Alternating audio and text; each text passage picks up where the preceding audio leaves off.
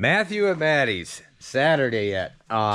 We are starting tear down on one of the on the 5.3 AFM lifter job. And I just wanted to point out, because I know there's, again, a lot of do-it-yourselfers watching me and stuff like that. So we're getting into this engine. I'll have these heads, I started probably about 30 minutes ago. I'll have these off in probably another hour max. I want to get these out to the machine guys so we can go through them, put new valve seals in, deck them, get everything back the way it should be, make sure it seals properly, which is what should be done when you take a head off. But I wanted to point out, so the second gen AFM engine, we got the valve cover stripped off here, and we are right down to the valley. Intake is stripped off. Most of these newer engines nowadays are going to be direct injected. So we have the direct injection fuel rail here. The high pressure fuel pump is there in the back. And when you pull this fuel rail up on both sides, they don't come up real easily.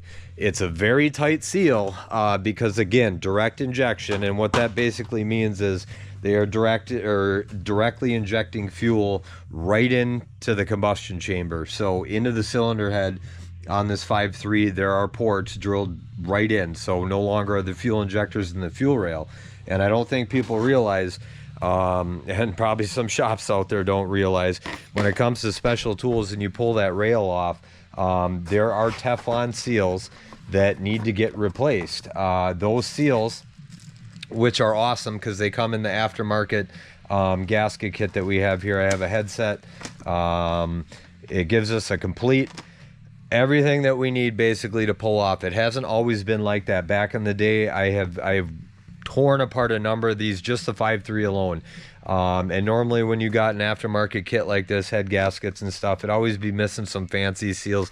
Like the older 5.3s would have coolant jackets and a crossover pipe up on top. They'd never have the seals in there. There was always odds and ends that you had to get from the dealer one way or another. Not anymore. The aftermarket world seems to be catching up, because more and more of these gasket kits that I see nowadays on all this big stuff that I start tearing apart, it comes complete. And the big difference between the second gen AFM engine here and the first gen, to pull these cylinder heads real easy. The GM engineers must have really been thinking ahead when it came to having these engines tore down, because we all know about the oil burners and pistons and rings and everything else people were doing back in the day, especially when I started my career. But basically, to pull these heads, instead of stripping the front cover where the power steering pump used to be, and the bracket and the water pump and everything else that was attached, you don't have to do that anymore. There's I think one bolt here, one hidden bolt for sure that's on the alternator bracket, and I think one more bolt on this head. All you have to do is get those out. The rest of the accessory stuff stays on. I'll strip the exhaust manifolds off on each side, pull the rocker arms, get the push rods out, and boom, these cylinder heads are ready to pull and send off to the machine guys. So they made it a hell of a lot more easier, aside for the direct injection stuff. And again, back to direct injected and these Teflon seals. These seals are not simply just put on the end of the injector and slap that baby in. No. There is a special tool, and again, I spend the money. I can't remember how much this special tool was. It might have been $100 or so. But basically, we have all these little cones, and then the sizer or whatever. You basically use the cones to slide the seals on because they're pretty stiff, and then you slide the sizer over it, and it basically sizes the Teflon seal to the injector, so it kind of shrinks it up a little. In the past, I've tried monkeying some things together and getting it to go, but it never works out right. And the last thing you want is a fuel leak on a direct injected engine, especially from the injector. So again, when I need special tools, I get the special tools to get the job done and get it done properly. Also, pulling cylinder heads, I can't say it enough. Whenever you pull, especially aluminum cylinder heads, which these are, and the amount of miles on this is over 100,000, I think, or it might be close to, I can't recall. But again, aluminum. contracts and expands. It dissipates heat really fast. They are far more prone to warpage than an iron head, which aluminum is what they're using in the majority of engines nowadays. So again, if your mechanic is pulling that cylinder head for whatever reason, performance upgrade parts, doing a head gasket, it is imperative that they send that out to a machine shop to at least have it checked.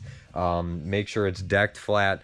And when I get these heads back, I don't know how that's going to work with the holiday here. My guy's usually pretty quick, but when I get them back, they will be hot tanked, cleaned up. The valves will be all clean. Surfaces will be all clean. He'll have it decked, and then the new valve seals that come in the kit here, all that stuff will be installed. So heads will be ready to go and thrown on, and then we will be rocking and rolling. I have the lifters and everything else that I need. And again, these aftermarket kits are great.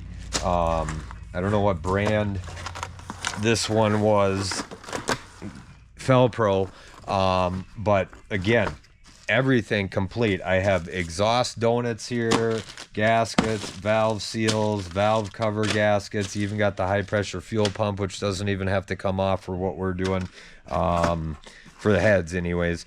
But again, special tools, the know-how, and understanding how these things are designed, that is what gets this stuff done and gets it done right and not coming back to the shop. So make it a great Saturday.